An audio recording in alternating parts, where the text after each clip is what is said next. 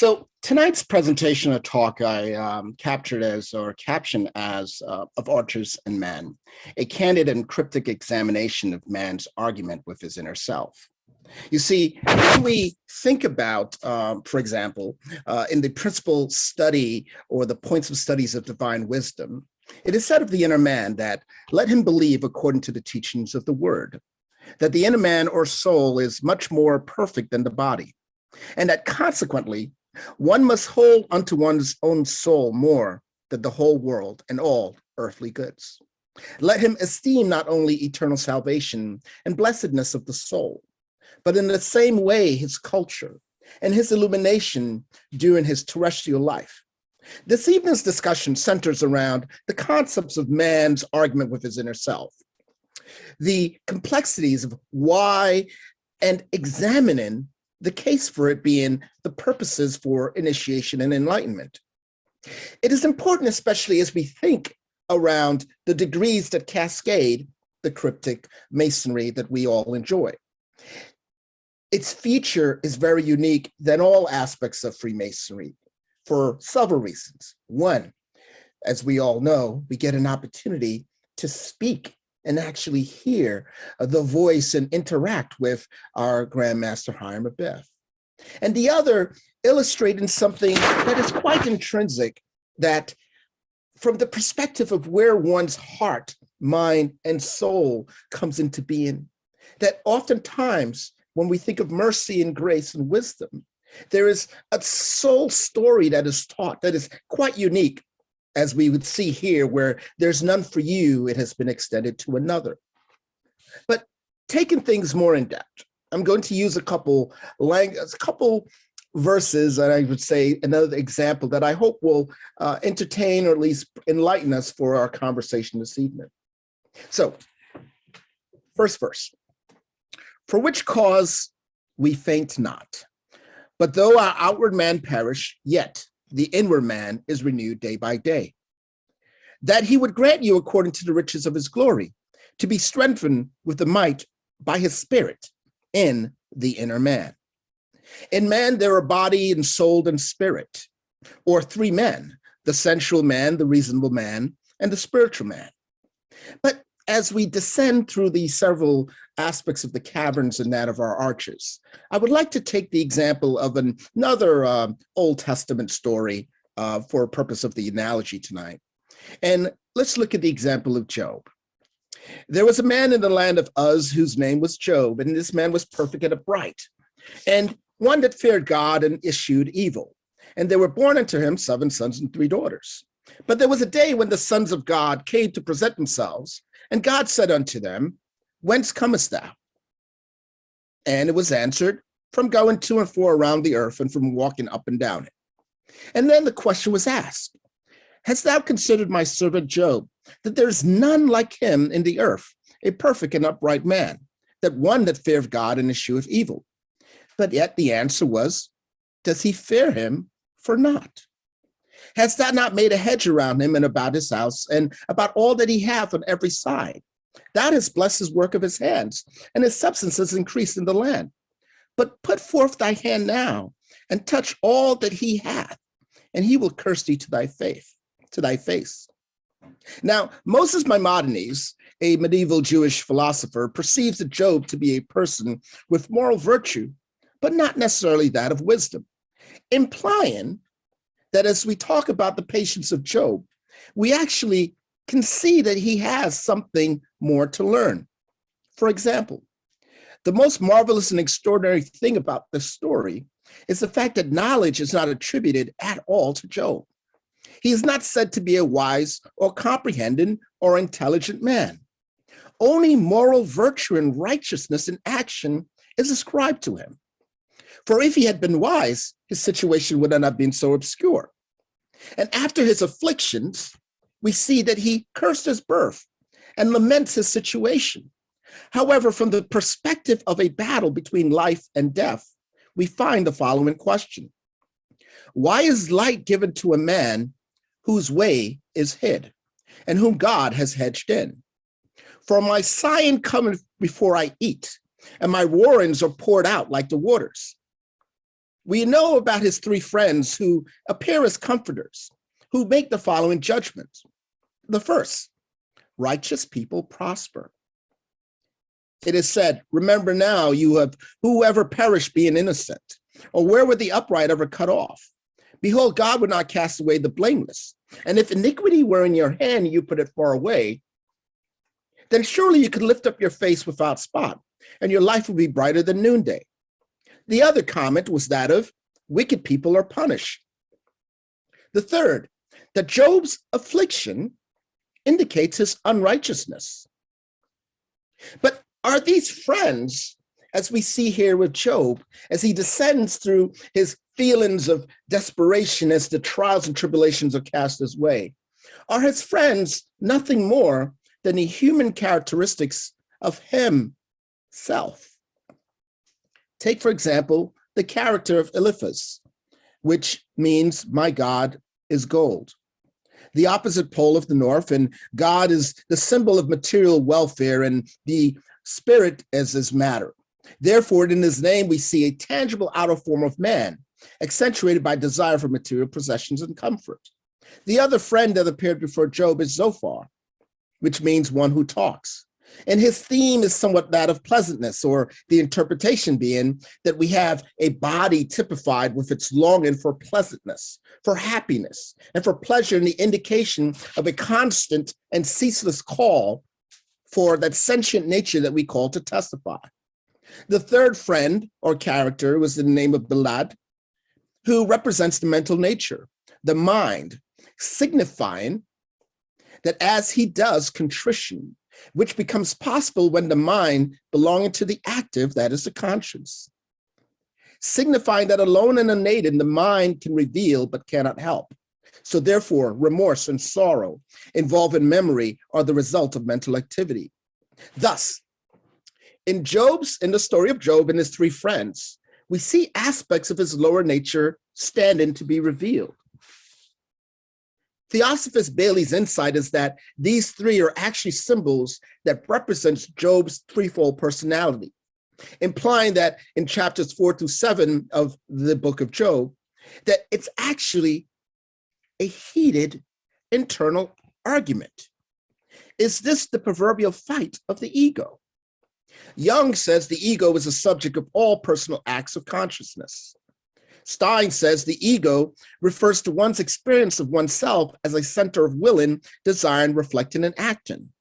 Now consider along this vein that cognitive dissonance, as we know, is a state of internal conflict and discomfort that occurs when one's existing belief is contradicted by new evidence. In Job's case, for our allegory, his self-image is that of being righteous, which is his persona. That is contradicted with the new evidence of his facing affliction. So here's how this is exemplified. It is said that as God liveth, who hath taken away my judgment, the Almighty, who hath vexed my soul. My righteousness I hold fast and will not let it go. My heart shall not reproach as long as I live. And it is in the portion of wicked man with God that the heritage of oppressors which they shall receive of the Almighty. So here is where we can see the entrance of, as I would call it, the calm of wisdom. You see, Job's reflection in the end showed that human beings can mine for various kinds of treasures, such as silver or gold, but they cannot find wisdom, which is the greatest treasure. And by searching for it in the natural world, how can wisdom be found? Reflect upon the stories that we have in our own doctrine or our own ritual as we transcend to find that perfect and true. It is understood that even as he details the suffering that he was experiencing by others, Job, as man and as ourselves, does not acknowledge the following truth about himself. It is his own craving that causes his suffering. Those who followed the words of Buddha found that Buddha himself identified that the causes of suffering are craving and desire and ignorance by just simply observant people. So why doesn't Job acknowledge that his own craving causes his own suffering? Acknowledging this truth would be acknowledging an unrighteous motivation, namely the craving to receive honor and respect from his fellow men for being righteous. Instead, he blames his troubles on God. So as an initiate, his basis level of questioning and argument leaves him vulnerable. And one questions the ability to gain acceptance of divine truth and understanding. It is at this point, my companions, that the initiation and enlightenment begins. God in this story appears and poses several questions to Job as to acknowledge his receptiveness to the Holy Spirit's teachings. These further enable him to resolve his conflicts by inner purification. It is after this point that Job is able to learn the divine truth, that of the Shekinah. This is described as that royal princess who came from a far place. People did not know of her origin, but they saw that she was a woman of valor, beautiful and refined in all her ways. And they said, she certainly originates from the side of light, for she illuminates the world through her deeds. Kabbalists conveniently link the Shekinah, the divine presence in the world, with the 10th and lowest sufferer in the tree of life, that being of Malkuth, the kingdom. And it is indeed that Shekinah was often used as an alternative for the name of Malkuth. The feminine character in this lowest sufferer is not surprising when we recognize that it receives the divine forces from all of the higher sufferer through the action of receptiveness. So when one thinks about the combined Shekinah as a feminine divine expression reaching from the various levels, you have to understand where we get to that plane of earthly existence. Polish Rabbi Abraham Yeshua Heschel continued in the tradition of referring to the Shekinah as the revealed glory of God. When he desires to reveal the glory of his kingship and power in the lower worlds, he first calls his light to bring forth the upper worlds. From there, he continued step by step. This continued until his light reached the levels that we call the Shekinah. The theological and philosophical teachings of Hermes also, from a Hermetic standpoint, provides the following summation. First and foremost, he insists upon the being of the God, an unconditioned, self-evident essence, founder, maker, creator, upholder, and governor of the universe at his own mere will, the one and only. By his particular providence, which fate and necessity are wholly subject. None can subsist or move apart from him. Thus, we see that even in this spirit of perfection and trying to find and obtain the perfect word, that light, the true being that we exist, we know that God created man after the image of himself as his child, an immortal and divine animal. We know that it is a threefold mind or reason, divine spirit, which can alone receive God and be a consort to deity, have an intellect, speech, immortal properties, that man may contemplate and worship his creator. The greatest disease of the soul is ungodliness or ignorance of God. Let me pause for a while and highlight the following evidence of proof in the truly spoken words of the bold heart, when it says that I am ignorant of God or nature and of myself. I am surrounded by spiritual doubt and darkness. When we state that in every human being, there exists a divine spark, a particle of the Godhead, a lesser light from the great lights. We reference not only to those whose development through the ages have been as such as to give them the capacity to love, to both love individually and in general. With this, or as a part of this capacity of loving unselfishly, there is also the capacity for deep and sincere affection, true undeviating friendship, loyalty, kindliness, compassion, generosity, sympathy, and all possible where the human nature is transposed into that of the divine. Yet, we see every day man's battle with himself. It occurs with the sane and with the mentally challenged quite equally. Each of us have at one point or the other in our lives argued with ourselves in thought and even in action. So what is the cause of man's argument with himself? Man, before he fell from grace, was the center of light and truth, from where he grew his activity, life, and knowledge. His knowledge consisted in a full and entire knowledge of acts, which he ought to perform in order to fulfill the exactness of the law that he received from the eternal. Man inherently struggles to find and demonstrate his relationship to the temple and that to the universe, because it is just. Truth is always the same, whatever symbols that is employed. Truth here being that of light. Man was called the last and most perfect act of temporal creation. He was placed there to direct, and in the name of him who was given them being, and it was in that seventh day that it is called the day of rest, that he received the proof of his mission and the extent of his domination. He was great, strong, and powerful. He believed himself to be still even greater and stronger, even more powerful, until he finally abused with impiety the very gifts that he had received, and whose usage he then lost. As a spiritual being, he is found in his very essence, the violent struggle of his will and that of the divine law. As a being, spiritual, animal, and material, he experienced the opposition of the two natures. The torment of being destructible is apparent. And as a passive temporal being, he is exposed to the shocks of the elements and the counteraction of this union of an intelligent being with a material body subject to corruption and death. But this self-realization, my companions, can lead to the enjoyment of happiness which belongs to the spiritual plane. It is important to recognize that the greatness and effectiveness of the means which God has employed isn't actually in favor of man.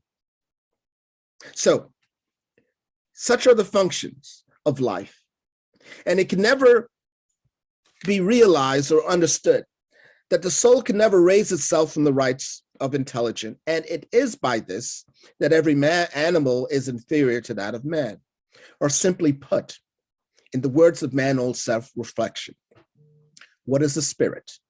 A spark emitted from the power and essence of the divine understanding, an immortal loan from the author and creator of all things, with which man is endowed above all other creatures as Lord and ruler of the earth. What is a soul? A cord of union between the spirit and the body, and also the effective force of the abilities of senses of the eternal beings. What is the body? A partial part of the collective visible matter, consistent of the mix of all four elements. And how are these three components united? Through the active and passive force, through the union of which everything in nature arises and is maintained, and finally returns to its original existence. When man dies, his spirit rises like fire, his soul evaporates like water, and his body is reduced to inanimate ashes. Or as we say, man in his present state is unfinished. He is like a seed. Now, a seed may remain a seed and enjoy a seedly existence, or a seed may die and become a different kind of being, a plant. But what is in a seed that would keep it as such? The assumption that in its present state of being, it's complete and final, or the fear of what it means to die as a seed, or the presumption that though it is a seed, it actually believes that it's already a plant. And we know there are lots of seeds out there pretending to be plants. Or maybe it's a suspicion of the idea that the seed can become a plant, or complete satisfaction in its present state as a seed, or just lazy and obsession with seedly pleasures. But we simply want to make available the knowledge that a seed, or man, can become a plant if it learns how to die being a seed. Because it is a seed when the unfinished being has a potential to arrive at a higher state of being. It does not know now the capacity to understand what plants are, how to become one. So it must study how to see what keeps it as such and what conditions limits its being. And knowledge, we understand, is not a right, but a privilege earned by effort. Yet still, man argues with his inner self. Thank you.